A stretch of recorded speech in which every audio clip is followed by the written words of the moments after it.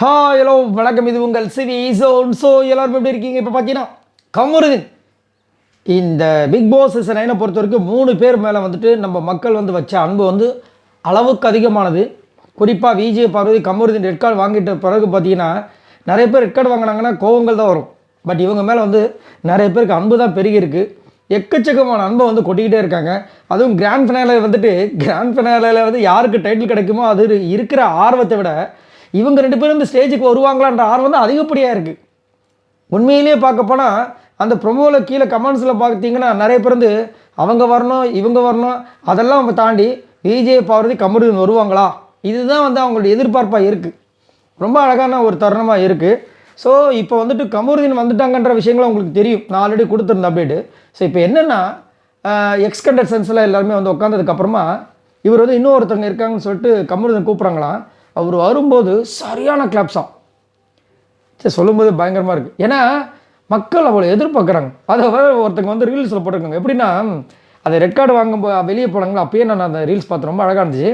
ஆனால் எனக்கு என்னடா இது இப்படிலாம் போட்டிருக்காங்கன்ற மாதிரி கொஞ்சம் இது வந்து என்னென்னா பாகுபலி மூவியில் வந்துட்டு அவங்கள வந்து ஊரை விட்டு ஒதுக்கி வச்சுருவாங்களே, அப்போ ஹீரோ ஹீரோயின் வருவாங்க, நம்மளை தேடி சாமி வருதில்லை அப்படின்னு அதை வந்து போட்டிருந்தேங்க. டேய் ஆனால் இதை கொஞ்சம் ஓவரான்ற மாதிரி இருந்தது. பட் இருந்தாலும் மக்கள் அந்த ரசிகர்களோட அந்த மனநிலைமையோ அதை ஒருத்தங்க மேலே பாசம் அன்பு வச்சுட்டாங்கன்னா அவங்களுக்கு என்ன ஆனாலும் நம்ம வந்து அந்த நிற்கணும் அந்த ஒரு விஷயம் இருக்குல்ல, எதிர்பார்ப்பு சான்ஸே இல்லை. இப்போ கமருதீன் வரும்போது அந்த சவுண்டில் மாசான கிளாப்ஸ் பயங்கரமாக இருந்திருக்கான். எத்தனை பேருக்கு வயிற்றுச்சலில் வந்துட்டு ஜெலுசெல்லாம் குடிச்சிருப்பாங்கன்னு தெரியல. ஏன்னா இன்னுமே வந்துட்டு கமருதீன் விஜய் பார்வதி ரெட் கார்டு வாங்கி வீட்டை விட்டு வெளியே போய் 2 வாரம் ஆச்சு.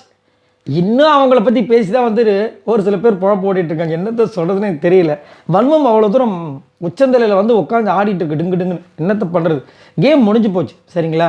அவங்களும் வெளியே போயிட்டாங்க. இப்போ ரீஎன்ட்ரி கொடுக்கும்போது அவங்களுக்கு வரவேற்புகளை கண்டு தயவு செஞ்சு ஆதங்கப்பட வேண்டாம், ஆறுதலாக இருக்கணும். இல்லை சைலண்ட்டாக விட்டணும். ஓகே, அவங்க கிடச்சிருக்கா, உங்கள் ஆளுகளும் கிடைக்கும், கவலைப்படாதீங்க, அவ்வளோதான்.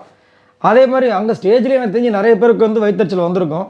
ஏன்னா கமருதீனை வந்துட்டு போகும்போது ஒரு சில பேர் அதாவது போனதுக்கப்புறமும் வந்துட்டு இதை பண்ணிட்டாங்க அதை பண்ணிட்டாங்க அட்டா.